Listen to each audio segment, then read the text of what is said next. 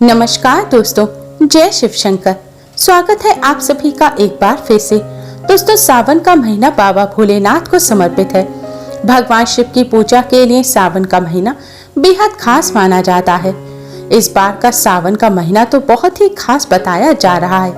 दरअसल इस बार सावन का महीना एक नहीं बल्कि पूरे 2 महीने का होने जा रहा है। महादेव के भक्तों को इस बार उनकी उपासना के लिए 4 नहीं बल्कि 8 सोमवार मिलेंगे।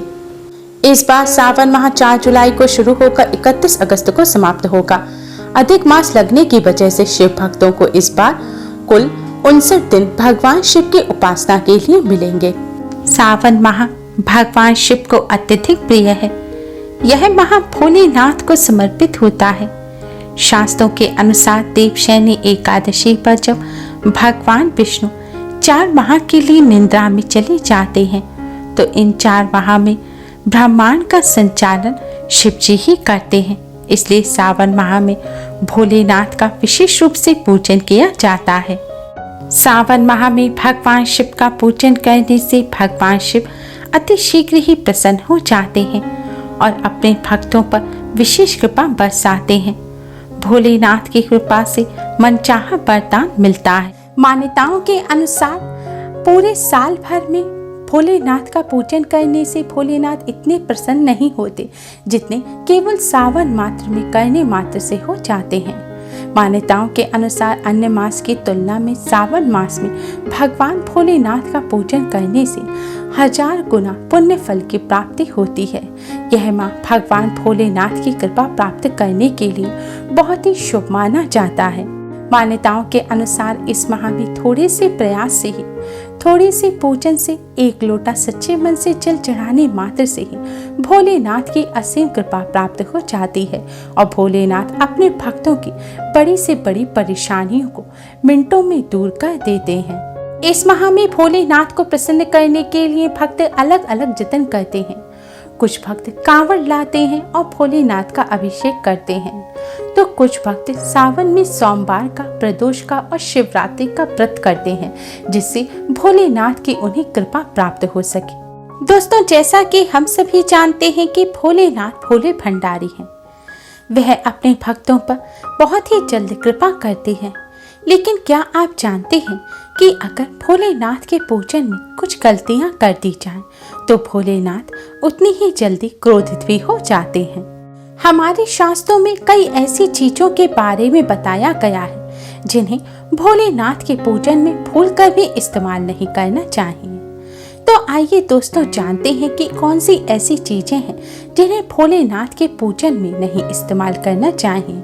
कौन सी ऐसी चीजें हैं जो भोलेनाथ को भूलकर भी अर्पित नहीं करनी चाहिए, अन्यथा भोलेनाथ क्रोधित हो जाते हैं और व्रत और पूजा का फल प्राप्त नहीं होता। दोस्तों, भोलेनाथ की कृपा प्राप्त करने के लिए वीडियो को एंड तक जरूर देखें। आपने अगर हमारे चैनल को अभी तक सब्सक्राइब नहीं किया है तो जल्दी से चैनल को सब्सक्राइब कर बेल आइकन को भी जरूर दबाएं और इस वीडियो को लाइक कर अपने फ्रेंड्स के साथ शेयर जरूर करें। दोस्तों, सबसे पहली चीज है बेलपत्र। जी हाँ दोस्तों, आपने सही सुना। जैसा कि हम सभी जानते हैं कि बेलपत्र तो भोलेनाथ को अवश्य ही अर्पित करना चाहिए। बेलपत्र भोलेनाथ को बहुत प्रिय है। लेकिन क्या आप जानते हैं कि हर प्रकार के बेलपत्र भोलेनाथ को प्रिय नहीं है।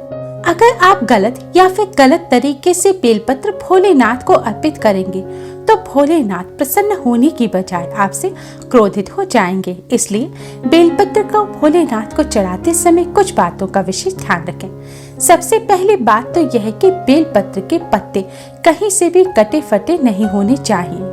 अगर बेलपत्र का पत्ता कटा फटा है या बेलपत्र पीले रंग का हो गया है तो आप ऐसे बेलपत्र को भूलकर भी भोलेनाथ को अर्पित ना करें। दूसरी बात, बेलपत्र हमेशा वही भोलेनाथ को अर्पित किया जाता है जो एक डंडे में 3 पत्ते लगे हुए होते हैं। कई बार देखा जाता है कि बेलपत्र 3 जुड़े हुए ना मिले तो लोग एक बेलपत्र का पत्ता ही भोलेनाथ को अर्पित कर देते हैं या एक्स्ट्रा टूट जाए तो उसको भोलेनाथ को अर्पित कर देते हैं। ऐसा भूलकर भी नहीं करना चाहिए। एक बेलपत्र का पत्ता आप भोलेनाथ को भूलकर भी अर्पित ना करें, क्योंकि वह अपूर्ण होता है।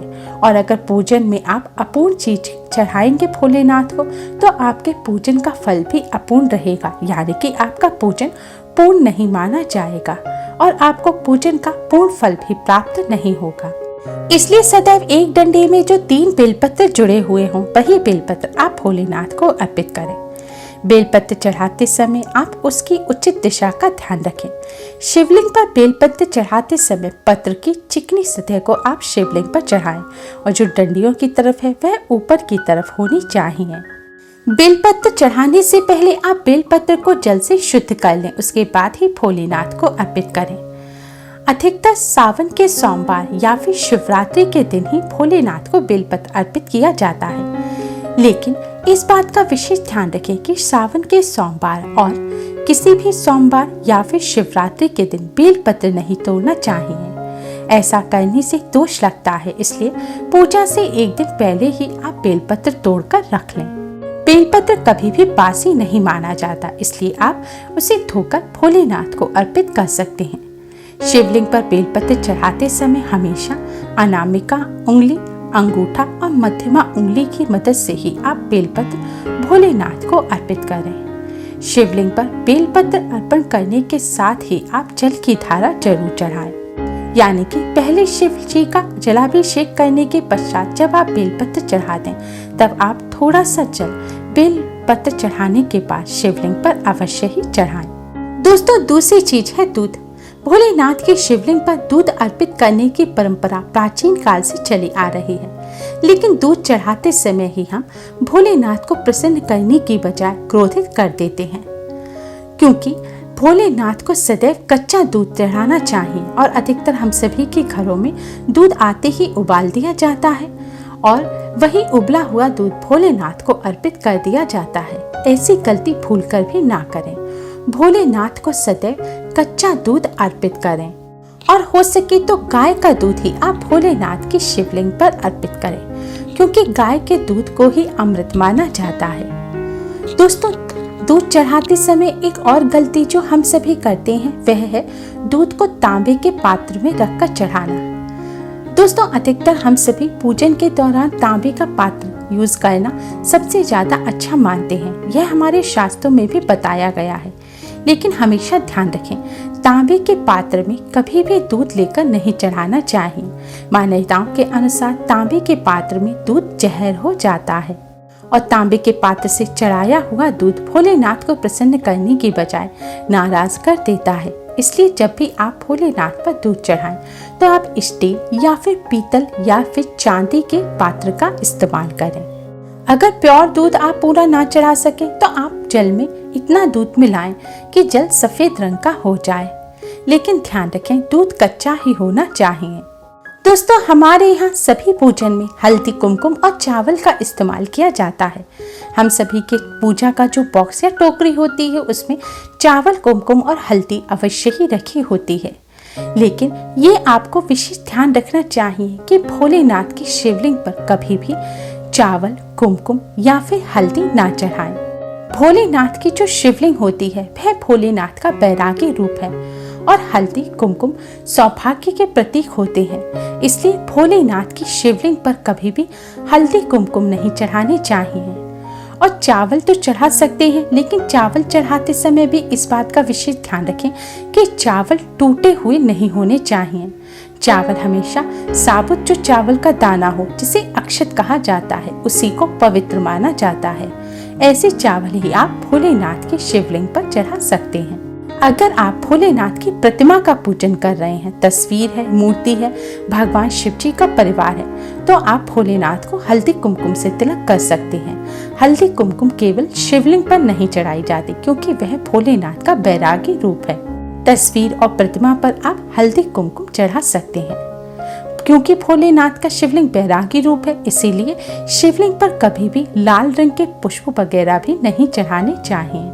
कोई भी ऐसी चीज जो सौभाग्य के प्रतीक होती है, वह भोलेनाथ की शिवलिंग पर भूलकर भी अर्पित ना करें। दोस्तों, भगवान विष्णु जी को शंख अति प्रिय है और एकादशी के दिन खास तौर पर शंख से भगवान विष्णु जी का अभिषेक किया जाता है। लेकिन ध्यान रखें, कभी भी भोलेनाथ के पूजन में शंख का इस्तेमाल ना करें। शंख से कभी भी भोलेनाथ को जल अर्पित ना करें। शास्त्रों के अनुसार भोलेनाथ के पूजन में शंख वर्जित होता है। इसके साथ ही भोलेनाथ को कभी भी नारियल का पानी भी नहीं चढ़ाना चाहिए। भोलेनाथ को आप नारियल अर्पित कर सकते हैं, सूखा नारियल या फिर हरा नारियल भी अर्पित कर सकते हैं, लेकिन नारियल का जो पानी होता है वह कभी भी भोलेनाथ की शिवलिंग पर ना चढ़ाएं। शंख की तरह ही तुलसी जी भी भगवान श्री हरि विष्णु को अत्यधिक प्रिय है। तुलसी के पत्ते के बिना भगवान विष्णु का पूजन अधूरा होता है। लेकिन शास्त्रों के अनुसार भगवान शिव जी का पूजन करते समय आप भूलकर भी तुलसी का पत्ता ना रखें। भगवान शिव जी को कभी भी तुलसी का पत्ता ना चढ़ाएं। अगर आप ऐसा करते हैं तो आपको पूजा का फल प्राप्त नहीं होगा और भोलेनाथ आपसे नाराज हो जाएंगे। इसलिए भोलेनाथ का पूजन करते समय कभी भी तुलसी का पत्ता ना रखें। अगर आप भोलेनाथ के साथ भगवान विष्णु जी को भी भोग लगा रहे हैं तो दोनों को अलग अलग पात्र में भोग रखकर आप भोग अर्पित करें।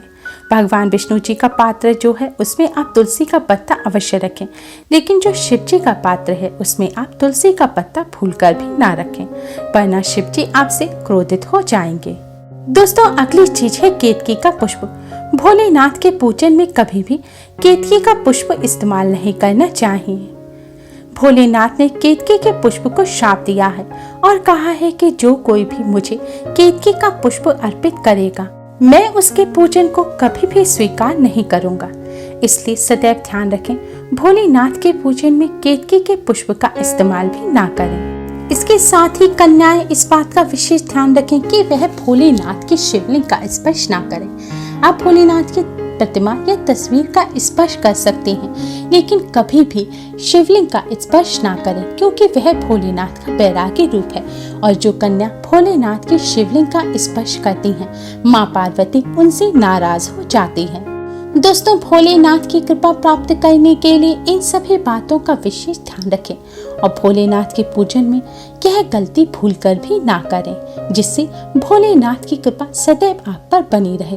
भगवान भोलेनाथ आपकी सभी मनोकामनाएं पूर्ण करें। दोस्तों, कमेंट बॉक्स में जय शिव शंकर, जय भोलेनाथ, ओम नमः शिवाय जरूर लिखें। उम्मीद है आपको हमारी ये वीडियो पसंद आई होगी। प्लीज लाइक कर अपने फ्रेंड्स के साथ शेयर जरूर करें और भी यूजफुल वीडियोस के लिए हमारे चैनल को सब्सक्राइब कर बेल आइकन को भी जरूर दबाएं।